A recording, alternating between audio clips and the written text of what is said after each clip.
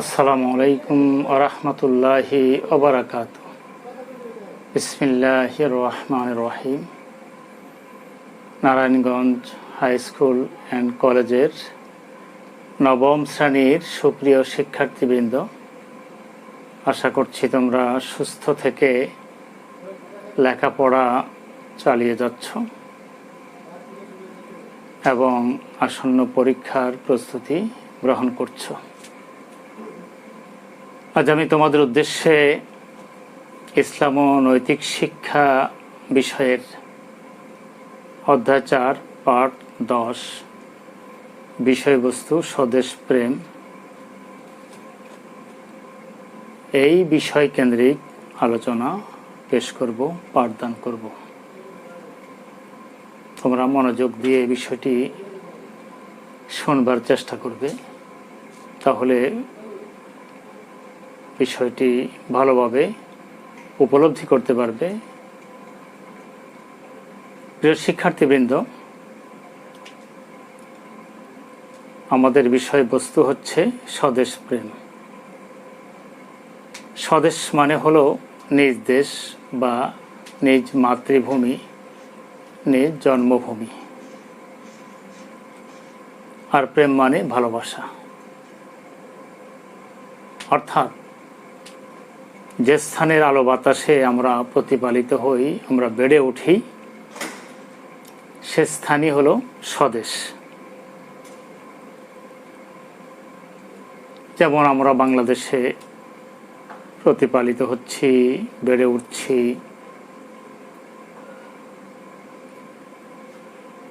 লালিত পালিত হচ্ছি, তাই বাংলাদেশ আমাদের স্বদেশ, আমাদের মাতৃভূমি, আমাদের জন্মভূমি। তাই এই প্রিয় স্বদেশের প্রতি, এই প্রিয় মাতৃভূমি এবং জন্মভূমির প্রতি আমাদের ভালোবাসা আছে, মায়া মমতা আছে, এবং আমরা আকর্ষণ বোধ করি। এই দেশের প্রতি আমাদের আকর্ষণ রয়েছে। এই জন্যে স্বদেশ এবং মাতৃভূমির অবদান অনস্বীকার্য। জ্ঞানীরা এ ব্যাপারে বলেছেন, হুব্বুল ওয়াতানে মিনাল ঈমান। স্বদেশ প্রেমের ব্যাপারে তারা বলেছেন যে স্বদেশ প্রেম ঈমানের অঙ্গ। তাহলে তারা স্বদেশ প্রেমকে ঈমানের সাথে তুলনা করেছেন, ঈমানের অঙ্গ বিশেষের সাথে তুলনা করেছেন। এতে স্বদেশ প্রেম যে গুরুত্বপূর্ণ একটি বিষয়, সেটাই তারা বোঝাতে চেয়েছেন। স্বদেশ প্রেমের ব্যাপারে আমাদের প্রিয় নবী হযরত মুহাম্মদ সাল্লাল্লাহু আলাইহি সাল্লাম বলেছেন, দেশ রক্ষার জন্য সীমান্ত পাহারায় আল্লাহর পথে বিনিদ্র রজনী যাপন করা দুনিয়াও এর মধ্যকার সব কিছু থেকে উত্তম। তিরমিজি নামক একটি প্রসিদ্ধ হাদিস গ্রন্থে নবীজির এই বক্তব্য আমরা পাচ্ছি। এখানে নবীজি স্বদেশ প্রেমের গুরুত্ব তুলে ধরে বোঝাতে চেয়েছেন যে স্বদেশের জন্যে, মাতৃভূমি এবং জন্মভূমির জন্যে যারা সীমান্ত পাহারায় নিয়োজিত থাকবে,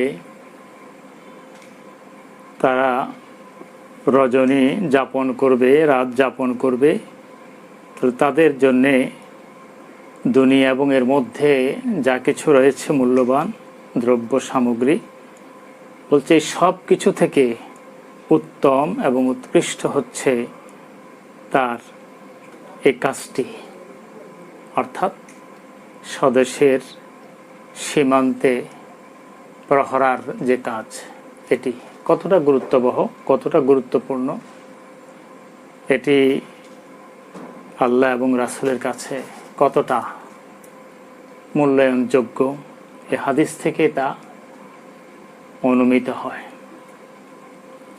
প্রিয় শিক্ষার্থীবৃন্দ, প্রিয় নবী হযরত মুহাম্মদ সাল্লাল্লাহু আলাইহি সাল্লাম আরও বলেছেন, দেশ রক্ষায় একদিন এক রাতের প্রহরা। একটা দিন এবং একটা রাত যদি কেউ দেশ রক্ষার জন্যে শত্রুকে পাহারা দেয়, তাহলে ক্রমাগত 1 মাসের রোজা এবং সারা রাত ইবাদতে নিমগ্ন থাকা অপেক্ষাও উত্তম। একদিন এবং এক রাতের প্রহরার বিষয়টি এখানে নবীজি বুঝাচ্ছেন যে একদিন কেউ যদি সীমান্তে পাহারার ভূমিকা পালন করে, যাতে করে শত্রু বাহিনী কোনোভাবে প্রিয় স্বদেশের ক্ষতি সাধন করতে না পারে, তাহলে এই যে দায়িত্বটুকুন, এটির মর্যাদা এতটা বেশি যে ক্রমাগত 1 মাস রোজা রাখলে এবং এই 1 মাসের রাতগুলোতে আল্লাহর ইবাদতে নিমগ্ন থাকলে যতটা সওয়াব, যতটা বিনিময় মহান আল্লাহ তাকে দেবেন, তার অপেক্ষা বেশি সওয়াব বা বিনিময়, এর থেকে বেশি উত্তম এবং উৎকৃষ্ট আমল বা আচরণ এটি স্বদেশের পাহারা দেওয়ার যে দায়িত্বটুকু। তাহলে দেশ রক্ষায় সীমান্তে পাহারা দেওয়ার এই বিষয়টি কতটা মূল্যায়িত হয়েছে আল্লাহ এবং তার রাসূলের কাছে। এটি খুবই মর্যাদাপূর্ণ একটি কাজ, একটি সম্মানজনক কাজ, যে কাজে মহান আল্লাহ সন্তুষ্ট হয়ে তাদেরকে ব্যাপক পরিমাণ সওয়াব বা বিনিময়ের নিশ্চয়তা দিয়েছেন। হিজরতের সময় নবীজি বারবার স্বদেশের প্রতি ফিরে তাকাচ্ছেন, এই জন্য যে তিনি এই স্বদেশে লালিত পালিত হয়েছেন, তিনি বড় হয়েছেন, বেড়ে উঠেছেন, এর আলো বাতাস তিনি উপভোগ করেছেন, এর খাদ্য ও পানীয় জল তিনি গ্রহণ করেছেন। দেশের প্রতি যে একটা মায়া মমতা, একটা আন্তরিকতা এবং ঐকান্তিকতার সম্পর্ক নবীজি যে বারবার যে তাকাচ্ছেন, এর মাধ্যমে সেই বিষয়টি প্রতিভাত হয়েছে, প্রকাশিত হয়েছে, প্রকাশ পেয়েছে। মক্কা ছেড়ে যখন মদিনাতে সাহাবীগণ হিজরত করেছেন, প্রিয় নবীজিও হিজরত করেছেন। হযরত আবু বকর এবং হযরত বিলাল রাদিয়াল্লাহু তাআলা আনহু যখন কঠিন জ্বরে আক্রান্ত হয়েছেন, তখন তারা মক্কার তৃণলতা, পাহাড় পর্বত এবং পানির কথা স্মরণ করে তারা কবিতা আবৃত্তি করেছিলেন। সেই সময় মানে কতটা সুন্দর মক্কার তৃণলতা, গুল্মলতা, মক্কার পাহাড় পর্বত, গাছগাছালি, মক্কার পানির কথা, বালুময় প্রান্তরের কথা ইত্যাদি বিষয়গুলো তাদের অন্তরে জাগ্রত হয়েছে এবং এইগুলোর প্রতি তাদের ভালোবাসা উথলে উঠেছে, যার কারণে তারা কবিতা মাধ্যমে এই বিষয়গুলো তুলে ধরছেন। এ থেকে সাহাবীদের দেশপ্রেম যে কতটা ছিল তা প্রমাণিত হয়েছে। সকল সাহাবী দেশের জন্য জীবন দিয়েছেন। হযরত হানজালা রাদিয়াল্লাহু তাআলা আনহু দেশের জন্যে, দেশের কল্যাণের জন্য হযরত ইমাম হুসাইন রাদিয়াল্লাহু তাআলা আনহু জীবন দিয়েছেন। হযরত খাব্বাব সহ অসংখ্য সাহাবায়ে কেরাম তারা শাহাদাত বরণ করেছিলেন দেশের জন্য। তারা জিহাদে অংশগ্রহণ করেছিলেন দেশের জন্য, শত্রুকে প্রতিহত করবার জন্য, শত্রুর বিরুদ্ধে প্রতিবাদ করবার জন্যে, শত্রুকে পরাস্ত এবং পর্যুদস্ত করবার জন্যে। এ থেকে প্রমাণিত হয় যে নবী রাসূলগণ এবং তার সাহাবীগণ তারা দেশের প্রতি কতটা ভালোবাসা পোষণ করেছিলেন। তাদের অনুসরণে আমাদেরকেও দেশপ্রেমিক হতে হবে, দেশের প্রতি ভালোবাসা পোষণ করতে হবে, দেশের কল্যাণে, দেশের স্বার্থে, দেশের উন্নয়নে আমাদেরকে ইতিবাচক ভূমিকা পালন করতে হবে। নিজেদের জীবন, ধনসম্পদ, বিত্ত, বৈভব এইগুলো প্রয়োজন হলে ত্যাগ করতে হবে দেশের স্বার্থে। তাহলেই দেশপ্রেমিক হিসাবে প্রমাণ পেশ করা যাবে এবং সেটা আল্লাহ এবং তার রাসূলের কাছেও মূল্যায়িত হবে এবং আমরা এর বিনিময় পাব। প্রিয় নবী হযরত মুহাম্মদ সাল্লাল্লাহু আলাইহি ওয়াসাল্লাম বলেছেন, লা ইয়ারহামুল্লাহু মান লা ইয়ারহামুন নাস। বুখারী শরীফের হাদিসে এই বক্তব্যটি এসেছে যে তিনি বলছেন যে মানুষের প্রতি দয়া করে না, আল্লাহ তার প্রতি দয়া করেন না। তাহলে দেশকে যেমন ভালোবাসবো, দেশবাসীকেও আমাদেরকে ভালোবাসতে হবে, অর্থাৎ জনগণের প্রতি যেই দয়া, মায়া, মমতা এগুলো প্রদর্শন করতে হবে। তারা এদেশের জনগণ, আমরাও এদেশের জনগণ, সুতরাং একের প্রতি অন্যের ভালোবাসা থাকতে হবে, আন্তরিকতা থাকতে হবে, অন্যের উপকারে ভূমিকা রাখতে হবে। মহান আল্লাহ সকলকে একই রকম আর্থিক সুযোগ সুবিধে দেননি। এটা এক ধরনের পরীক্ষা যে আমরা দুস্থ মানবতার জন্য কতটা ভূমিকা রাখি, আল্লাহ এটা দেখতে চান। যাদের অর্থ নেই, বিত্ত নেই, বৈভব নেই, যাদের নুনান্তে পান্তা পুরে, অভাবে অনটনে যারা জীবন যাপন করে, যারা অনাহার ক্লিষ্ট, যারা ভুকানাঙ্গা, তাদের কল্যাণে ভূমিকা রাখতে হবে। তাহলে প্রমাণিত হবে যে দেশকে যেমন ভালোবাসি, দেশের জনগণকেও ঠিক তেমনি ভালোবাসি। প্রিয় নবী সাল্লাল্লাহু আলাইহি ওয়াসাল্লাম আরও বলেছেন, ইরহামু মান ফিল আরদ, ভূপৃষ্ঠে যারা রয়েছেন তাদের প্রতি তোমরা দয়া প্রদর্শন করো। ইয়ারহামুকুম মান ফিস সামা, তাহলে আকাশে যারা রয়েছেন তারা তোমাদের প্রতি দয়া করবেন। আল্লাহ আমাদের প্রতি দয়া করবেন, আমাদেরকে তিনি তার অনুগ্রহ এবং অনুকম্পা দিয়ে ধন্য করবেন, তার রহমতের ফেরেশতা দিয়ে আমাদেরকে তিনি যাবতীয় বিপদ আপদ, বালা মুসিবত থেকে সুরক্ষা দেবেন, তার অবারিত রহমতের চাদর দিয়ে তিনি আমাদেরকে ঢেকে রাখবেন। তাহলে এই হাদিস থেকেও বোঝা যাচ্ছে যে একের প্রতি অন্যের দায়িত্ববোধ কতটা বেশি। আসলে কবিও বলেছেন, সকলের তরে সকলে মোরা, প্রত্যেকে মোরা পরের তরে। শুধু নিজেকে নিয়ে ব্যস্ত থাকলে হবে না, জনগণের প্রতি, দেশবাসীর প্রতিও ভূমিকা রাখতে হবে, তাদের স্বার্থে, তাদের কল্যাণে আমাদের ভূমিকা থাকা চাই। তাহলে আমরা সত্যিকার দেশপ্রেমিক হিসাবে পরিগণিত হতে পারব। প্রিয় শিক্ষার্থীবৃন্দ, নবীজির অন্য একটি হাদিসে তিনি বলছেন যে বান্দা যতক্ষণ তার ভাইয়ের সাহায্যে রত থাকে, এক ব্যক্তি যখন তার অন্য একজন ভাইয়ের কল্যাণে ভূমিকা রাখে, সাহায্য সহযোগিতায় এগিয়ে যায়, ততক্ষণ আল্লাহ তাকে সাহায্য করতে থাকে। অর্থাৎ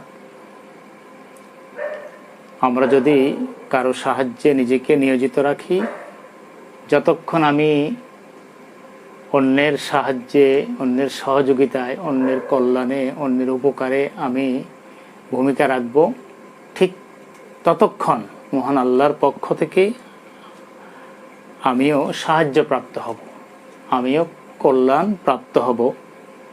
এটা আল্লাহর পক্ষ থেকে এই সাহায্য এবং কল্যাণ এসে যাবে। এ ধরনের বিশ্বাস, এ ধরনের আস্থা আমাদের যদি থাকে, তাহলে আমরা কখনো অন্যের উপকারে, অন্যের কল্যাণে, অন্যকে সুবিধে দেবার ব্যাপারে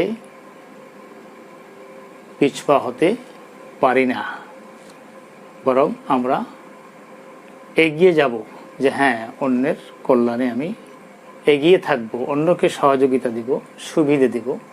তাহলে মহান আল্লাহ আমাকে কল্যাণ দেবেন, সাহায্য সহযোগিতা করবেন।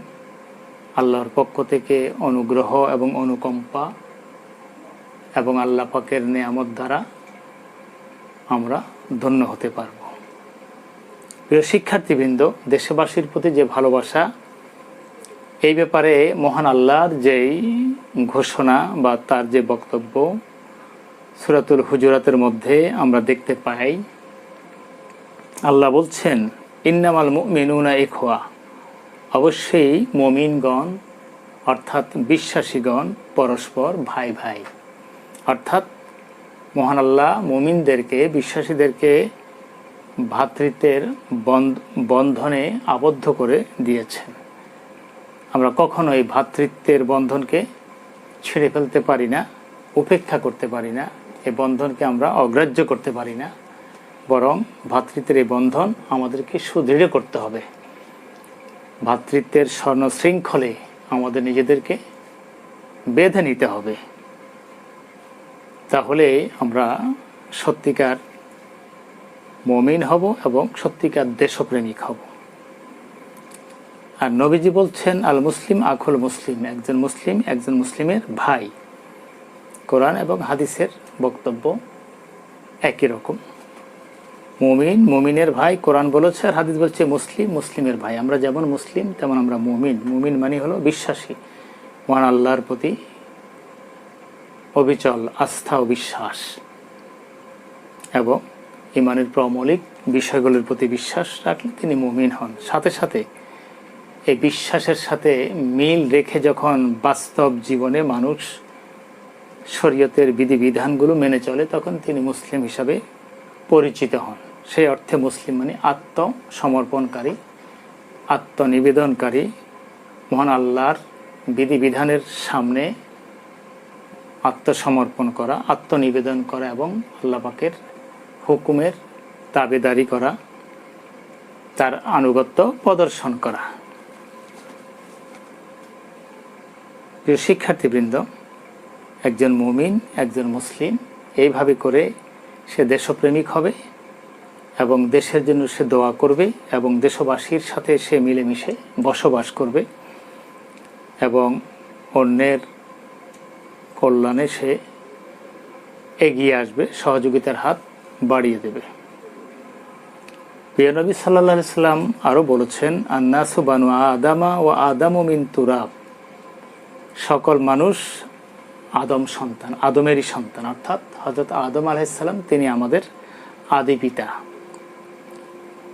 এই পৃথিবীতে প্রথম তিনি প্রেরিত হয়েছেন। এরপরে তার বাম পাজরের হাড় থেকে হযরত হাওয়া আলাইহিস সালামকে সৃষ্টি করা হয়েছে। এই অর্থে হযরত আদম আলাইহিস সালাম তিনি আমাদের আদি পিতা, হযরত হাওয়া আমাদের আদি মাতা। আমরা তাদের মাধ্যমে এই পৃথিবীতে এসেছি। ও আদম মিন তুরাব, আর আদম হচ্ছেন মাটির তৈরি। তো সুতরাং আমরা যারা মানুষ, আমরা সকলে মাটির তৈরি। আমাদের মধ্যে কোনো ভেদাভেদ নেই, কোনো উঁচু নিচু নেই, কোনো আশরাফ আত্রাপ নেই, কোনো কুলীন অকুলীন নেই। আমরা সকলেই আল্লাহর বান্দা, তারই সৃষ্টি জীব এবং মাটির তৈরি মানুষ। সুতরাং আমাদের মধ্যে কোনো অহংকার, কোনো অহমিকা, কোনো গর্ব এটা থাকতে পারে না, বরং মিলেমিশে ভালোবাসার বন্ধনে সকলকে আবদ্ধ করে নিতে হবে। তাহলে এই সত্যিকার অর্থে আমরা দেশপ্রেমিক হতে পারব। সাথে সাথে একজন খাঁটি মুমিন ও মুসলিম হিসাবেও আমরা পরিগণিত হতে পারব। মহান আল্লাহ বলছেন, এই ক্ষেত্রে এই পৃথিবীতে তিনি আমাদের পাঠিয়েছেন। এক একজন মানুষ এক এক দেশে, এক একটা ভূখণ্ডে তারা অবস্থান করছে। আল্লাহ বলছেন, তুমি যেখানেই থাকো না কেন, আল ফিতনা তো আসাদ্দু মিনাল কাতল, বিশৃঙ্খলা এটি হলো হত্যার চেয়ে জঘন্য একটি অপরাধ। অর্থাৎ বিশৃঙ্খল পরিবেশ সৃষ্টি করা যাবে না, বরং বিশৃঙ্খলা দমনের জন্যে ভূমিকা পালন করতে হবে, যাতে করে দেশের মধ্যে স্বস্তি শান্তি বিরাজমান থাকে। মানুষ যেন কোনো রকমের অশান্তি কোনো রকমের সমস্যা অনুভব না করে, বরং মানুষকে সুখ, শান্তি, সমৃদ্ধি প্রদান করতে হবে। এবং এই লক্ষ্যে, এই পক্ষে আমাদের সবাইকে ভূমিকা পালন করতে হবে। এরপর নবীজি যে কথা বলেছেন, কুল্লুকুম রাইন ও কুল্লুকুম মাসউলুন আন রাইয়াত, তোমরা সবাই দায়িত্বশীল, আর তোমাদের সকলকে দায়িত্বের ব্যাপারে জবাবদিহি করতে হবে আল্লাহর কাছে। আল্লাহ যে আমাদের সৃষ্টি করে পাঠালেন, সৃষ্টির সেরা জীব হিসাবে আমাদেরকে যে সম্মানিত করলেন, আমরা যদি বিপর্যয় সৃষ্টি করি ভূপৃষ্ঠে, আমরা যদি হিংসা, বিদ্বেষ, হানাহানির পথ বেছে নিই, তাহলে আল্লাহর কাছে আমরা অবমূল্যায়িত হব, বরং কঠিন এবং কঠোর শাস্তির সম্মুখীন হব। জিন জাতি ইতিপূর্বে পৃথিবীতে আল্লাহ পাঠিয়েছিলেন, তারা বাড়াবাড়ি করেছিল বিধায় তাদের সকলকে আল্লাহ ধ্বংস করে দিয়েছেন এবং মানব জাতিকে তিনি পাঠিয়েছেন।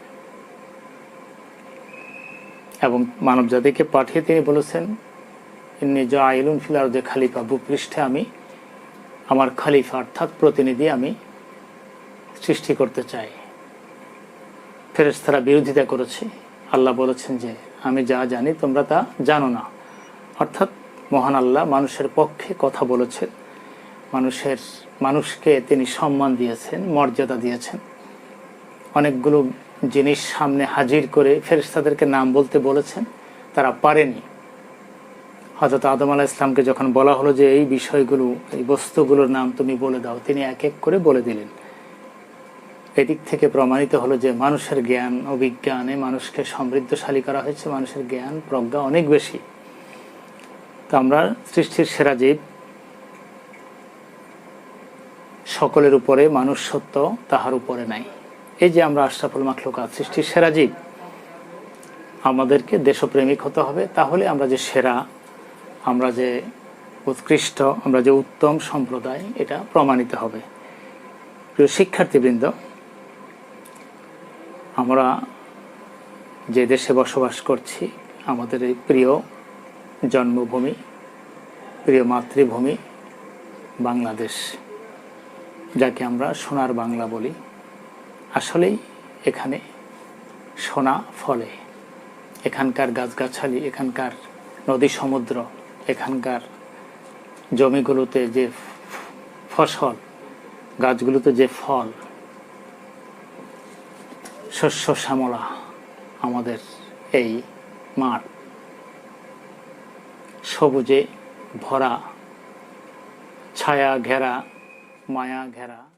আলহামদুলিল্লাহ, তিনি আমাদেরকে এমন একটি সুন্দর, এমন একটি কাঙ্ক্ষিত দেশের অধিবাসী হবার সৌভাগ্য তিনি দিয়েছেন। তাই এই দেশটিকে সুন্দর করে ঢেলে সাজাবার জন্য, এই দেশটিকে একটি কাঙ্ক্ষিত অবস্থানে পৌঁছে দেবার জন্য, উন্নতি, অগ্রগতি এবং সমৃদ্ধির সর্বোচ্চ চূড়ায় যদি এই দেশটাকে আমরা পৌঁছে দিতে চাই, তাহলে আমাদের সকলকে দেশ ও জাতির জন্যে ইতিবাচক ভূমিকা পালন করে যেতে হবে। তাহলে কোরআন ও হাদিসের নিরিখে যে বিষয়গুলো আমি তোমাদের সামনে তুলে ধরছি, তাহলে এই বিষয়গুলো যে সঠিক এবং সত্য, সে বিষয়টি আমরা মেনে নিলাম এবং এটাই প্রমাণিত হবে যে আমরা আল্লাহ এবং তার রাসূলের বিষয়গুলোকে মূল্যায়ন করছি। এগুলিকে সামনে রেখে আমরা আমাদের দেশ ও জাতিকে যদি ভালোবাসতে পারি, তাহলে দেশ হিসাবে, জাতি হিসাবে আমরা পৃথিবীর সামনে সম্মানিত হতে পারব। মানুষ আমাদের কথাগুলো সর্বত্র ছড়িয়ে দেবে যে এর একটা সুসভ্য জাতি, একটি সুন্দর দেশ। প্রিয় শিক্ষার্থীবৃন্দ, যে বিষয়গুলোকে সামনে রেখে আমি পাঠদান করছি এবং বিভিন্ন বিষয়ের ব্যাখ্যা প্রদান করলাম, এর আলোকে 4টি প্রশ্ন আমি লিখেছি, উপস্থাপন করছি। বোর্ডে তোমরা সে প্রশ্নগুলো দেখতে পাচ্ছ। প্রথম যে প্রশ্নটি সেটি হলো হুব্বুল ওয়াতান অর্থ কী? হুব্বুল ওয়াতান অর্থ স্বদেশ প্রেম। হুব্বুল মানে প্রেম আর ওয়াতান মানে হলো স্বদেশ। তাহলে হুব্বুল ওয়াতান আরবি শব্দ, এর বাংলা প্রতিশব্দ হলো স্বদেশ প্রেম। প্রিয় শিক্ষার্থীবৃন্দ, দ্বিতীয় যে প্রশ্নটি অনুধাবনমূলক সেটি হলো হিজরতের সময় নবীজি বারবার মাতৃভূমির প্রতি ফিরে তাকান কেন? এজন্য তিনি ফিরে তাকিয়েছেন যে মাতৃভূমির প্রতি তার ভালোবাসা, তার আন্তরিকতা এবং ঐকান্তিকতা রয়েছে। যথাযথ মানের ভালোবাসা ছিল, যথাযথ মানের আন্তরিকতা এবং ঐকান্তিকতা ছিল। তিনি তার প্রিয় জন্মভূমিকে ভালোবাসতেন বিধায় বারবার ফিরে তাকাচ্ছেন এবং তিনি বলছেন, আমার প্রিয় মাতৃভূমি, আমার স্বদেশ ভূমি, আমি তোমাকে ভালোবাসি, তোমাকে পছন্দ করি, কিন্তু তোমার সন্তানরা আমাকে আজ তোমা থেকে বিচ্ছিন্ন করে দিচ্ছে, তাড়িয়ে দিচ্ছে। আমি অনিচ্ছাকৃতভাবে তোমাকে ছেড়ে যাচ্ছি। আমি আসলে মনে প্রাণে তোমাকে ভালোবাসি, তোমাকে পছন্দ করি, আমি তোমার ভালোবাসায় সিক্ত। তাহলে স্বদেশের প্রতি অসম্ভব রকমের ভালোবাসা, প্রীতি ছিল প্রিয় নবীর অন্তঃকরণে। এজন্য তিনি বারবার ফিরে তাকাচ্ছেন আর স্বদেশকে লক্ষ্য করে এই জাতীয় কথাবার্তাগুলো তিনি বলছেন। তৃতীয় প্রয়োগমূলক যে প্রশ্নটি সেটি হলো, তোমরা কিভাবে দেশপ্রেমিক হবে? শিক্ষার্থীবৃন্দ, এই প্রশ্নটি তোমাদেরকে উদ্দেশ্য করে, বিশেষ করে তোমাদের সাথে সম্পৃক্ত। প্রশ্নটি আমি এইভাবে করেছি যে তোমরা কিভাবে দেশপ্রেমিক হবে, বা দেশপ্রেমিক হিসাবে তোমরা যে নিজেকে দাবি করবে, সে দাবির সপক্ষে কি কি গুণাবলী বা বৈশিষ্ট্য রয়েছে যার কারণে দেশপ্রেমিক হিসাবে নিজেকে দাবি করবে। বিষয়গুলোকে আমি এইভাবে করে বুঝিয়ে দিচ্ছি তোমাদেরকে যে, প্রথমত স্বদেশকে ভালোবেসে, আমরা আমাদের প্রিয় মাতৃভূমিকে যদি মনে প্রাণে ভালোবাসি, তাহলে আমি যে দেশপ্রেমিক সেটা প্রমাণিত হবে। দ্বিতীয়ত, স্বদেশকে শত্রুমুক্ত করে, স্বদেশের বিপক্ষে যারা বা প্রিয় মাতৃভূমির বিরোধিতায় যারা সক্রিয় থাকবে, তাদের বিরুদ্ধে রুখে দাঁড়াতে হবে এবং এই শত্রুদেরকে নিশ্চিহ্ন করে দিতে হবে, তাদেরকে তাড়িয়ে দিতে হবে। এইভাবে যদি আমরা সাহসিকতাপূর্ণ ভূমিকায় নিজেদেরকে অবতীর্ণ করতে পারি, তাহলে প্রমাণিত হবে যে আমরা স্বদেশ প্রেমিক, যেটা 1971 সালে আমাদের দামাল ছেলেরা, আবার বৃদ্ধ বনিতা সকলে মিলিতভাবে পাকিস্তানি হানাদার বাহিনীকে পরাজিত করেছে, পরাভূত করেছে, পর্যুদস্ত করেছে। ঠিক তাদের অনুসরণে আমাদেরকেও ঠিক এইভাবে দেশপ্রেমিক হতে হবে। প্রিয় শিক্ষার্থীবৃন্দ, তৃতীয়ত যে বিষয়টি সেটা হল স্বাধীনতা রক্ষায় অবদান রাখতে হবে। এই জন্যে জ্ঞানীরা বলে থাকেন যে আসলে স্বাধীনতা অর্জন করা যতটা সহজ, স্বাধীনতাকে ধরে রাখা বা স্বাধীনতাকে টিকিয়ে রাখা অতটা সহজ না। অর্থাৎ এটিকে ধরে রাখাটাই হলো বড় ব্যাপার। আর এই জন্যেই সাহসী হতে হবে, এই জন্যে সতর্ক হতে হবে, সাবধান হতে হবে।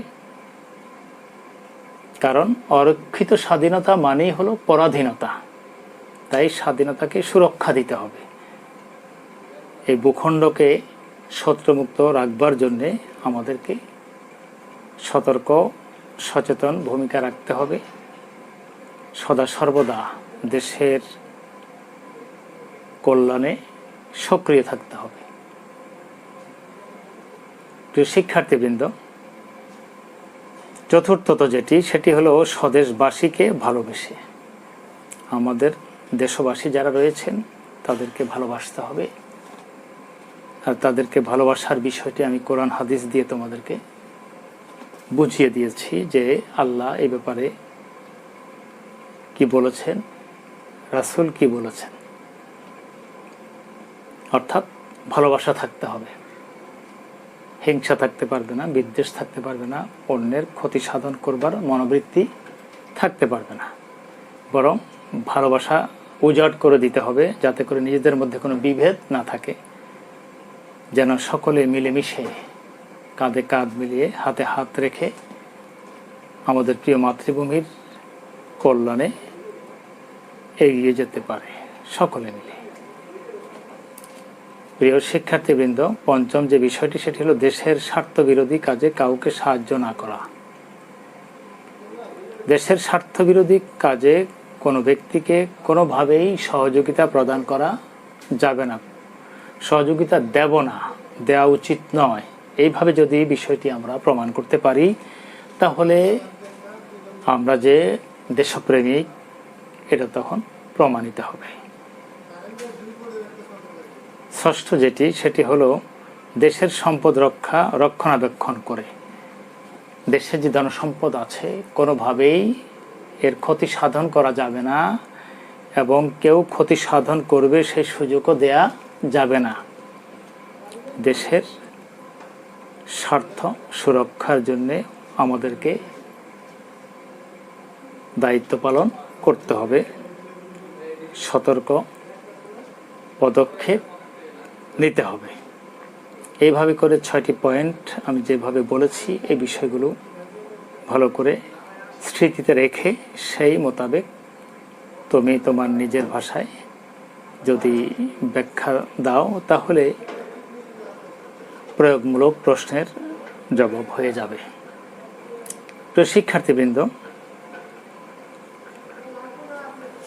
চতুর্থ যে প্রশ্নটি সেটি হলো উচ্চতর চিন্তন দক্ষতামূলক প্রশ্ন, আর সেটি হলো স্বদেশ প্রেমের গুরুত্ব ও তাৎপর্য বিশ্লেষণ করো। মাতৃভূমিকে যে গুরুত্ব দিতে হবে,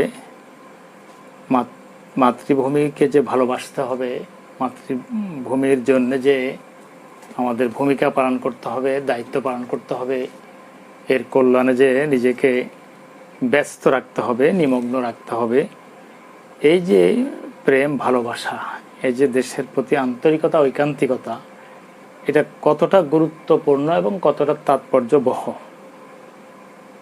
এই প্রশ্নের জবাবে এইভাবে আমরা বলতে পারি যে, যেটা আমি ইতিপূর্বে বলেছি, জ্ঞানীদের একটি বক্তব্য রয়েছে যেটাকে আরবিতে প্রবাদ বাক্য হিসাবে বলা হয়ে থাকে, সেটি হলো হুব্বুল ওয়াতানি মিনাল ঈমান, দেশপ্রেম ঈমানের অঙ্গ।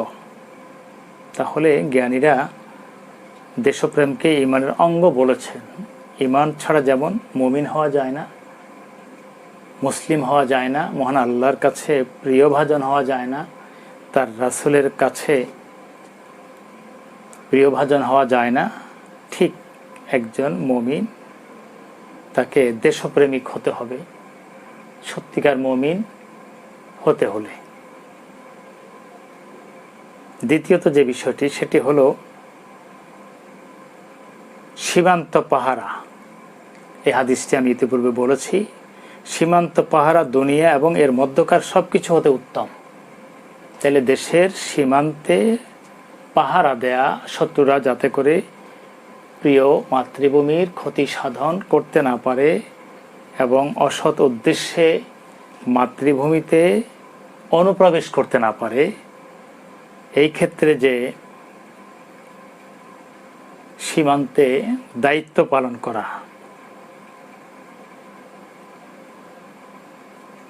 এই যে দায়িত্বটুকু, এটি হলো আল্লাহ এবং তার রাসূলের কাছে উত্তম কাজ, উৎকৃষ্ট কাজ। তাই আমাদেরকে এই উত্তম উৎকৃষ্ট কাজটি করতে হবে। তাহলে আমরা যে একে গুরুত্ব দিচ্ছি, আমাদের মধ্যে যে দেশপ্রেম রয়েছে, দেশপ্রেম থাকাটা যে কতটা গুরুত্বপূর্ণ, তাহলে সেটা প্রমাণিত হবে। তৃতীয়ত, একদিন এক রাতের প্রহরা 1 মাসের রোজা এবং রাতে ইবাদতে নিমগ্ন থাকা হতে উত্তম। যে ব্যক্তি একদিন সীমান্তে প্রহরার ভূমিকা পালন করবে, এই ব্যক্তিকে মহান আল্লাহ খুশি হয়ে 1টি মাস রোজা পালন করলে এবং সেই মাসের রাতগুলোতে আল্লাহর ইবাদতে নিজেকে নিমগ্ন রাখলে যে সওয়াব হবে তার থেকেও বেশি সওয়াব বা প্রতিদান মহান আল্লাহ তাকে দেবেন। তাহলে এখান থেকেও এটা প্রমাণিত হলো যে স্বদেশ প্রেম কতটা গুরুত্ববহ এবং এটা কতটা তাৎপর্যপূর্ণ। চতুর্থত যে বিষয়টি, সেটি হলো হিজরতের সময় নবীজি কেঁদেছেন। স্বদেশকে লক্ষ্য করে তিনি কেঁদেছেন, অশ্রু সজল হয়েছেন এবং বলছেন, প্রিয় মাতৃভূমি মক্কা, আমি তোমাকে ভালোবাসি, তোমাকে পছন্দ করি, তোমার সাথে আমার গভীর সম্পর্ক, কিন্তু তোমার সন্তানেরা আমাকে তোমার কাছে থাকতে দিচ্ছে না, ইচ্ছার বিরুদ্ধে আমাকে স্বদেশ ত্যাগ করে অন্যত্র চলে যেতে হচ্ছে। এই সমস্ত কথা তিনি বলেছেন। নবীর এই যে চোখের পানি ছেড়ে ক্রন্দন করা এবং স্বদেশকে লক্ষ্য করে এই জাতীয় কথাবার্তা বলা, এটি তো নবী যে স্বদেশকে ভালোবেসেছেন এবং স্বদেশকে ভালোবাসা যে কতটা গুরুত্বপূর্ণ উম্মাত হিসাবে আমাদের জন্যে, এটা এই আচরণ থেকে তা প্রমাণিত হয়েছে। পঞ্চম যেটি, সেটি হলো সাহাবীগণ কবিতা আবৃত্তি করেছেন। এটা আমি তোমাদেরকে ইতিপূর্বে বলেছি। যখন জ্বর হয়েছে হযরত আবু বকর সিদ্দিক রাদিয়াল্লাহু তাআলা আনহু এবং হযরত বিলালের, তারা এই জ্বরের মধ্যে তাদের শরীরটা খারাপ যাচ্ছিল। শরীর খারাপ হলে মনটাও খারাপ থাকে, এজন্যে হঠাৎ করে মাতৃভূমির কথা তাদের অন্তরের মধ্যে জাগ্রত হয়েছে, আর তারা মক্কার পানীয় জলকে কেন্দ্র করে কবিতা লিখছেন, কবিতা বলছেন এবং পাহাড় পর্বত এই জাতীয় যে সকল দৃশ্য তাদের চোখে ভেসে উঠছে, তৃণলতা, গুল্মলতা, এসব কিছুকে দিয়ে তারা কবিতা আবৃত্তি করছেন। এ থেকে প্রমাণিত হচ্ছে তারা তাদের মাতৃভূমি মক্কাকে কতটা ভালোবাসতেন। ষষ্ঠ যেটি, সেটি হলো জেহাদের মাধ্যমে শত্রুদের প্রতিহত করেছেন। বদর, উহুদ, খন্দক, ইয়ারমুক, তাবুক, এভাবে অসংখ্য জেহাদে তারা সরাসরি সশরীরে অংশগ্রহণ করেছেন। অনেকে জীবন দিয়েছেন, শহীদ হয়েছেন, শাহাদাত বরণ করেছেন, অনেকে গাজী হিসাবে বেঁচে ছিলেন। মহান আল্লাহ সকলের প্রতি সন্তুষ্ট হয়েছিলেন। এই যে বিষয়গুলো আমি তুলে ধরলাম, এই সবগুলো কোরআন হাদিস কেন্দ্রিক প্রমাণিত সত্য।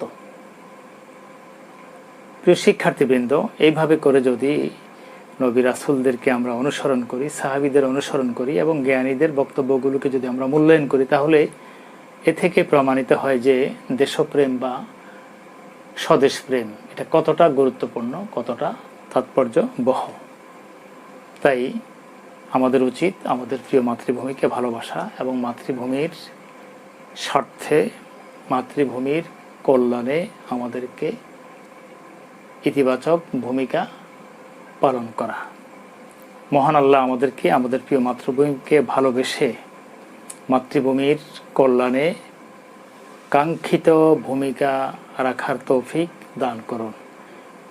প্রিয় শিক্ষার্থীবৃন্দ, তোমরা বিষয়টি ভালোভাবে শুনবে, বারবার শুনবে এবং পাঠ্য বইটিও তোমরা অধ্যয়ন করবে। দুটি জিনিসকে সমন্বয় করে তোমরা নিজের মতো করে পরীক্ষার খাতায় তা উপস্থাপন করবে। আল্লাহ তোমাদেরকে সুস্থ রাখুন, সুন্দর রাখুন এবং ভালো ফলাফল নিয়ে ফিরে আসার তৌফিক দান করুন। আল্লাহ হাফিজ।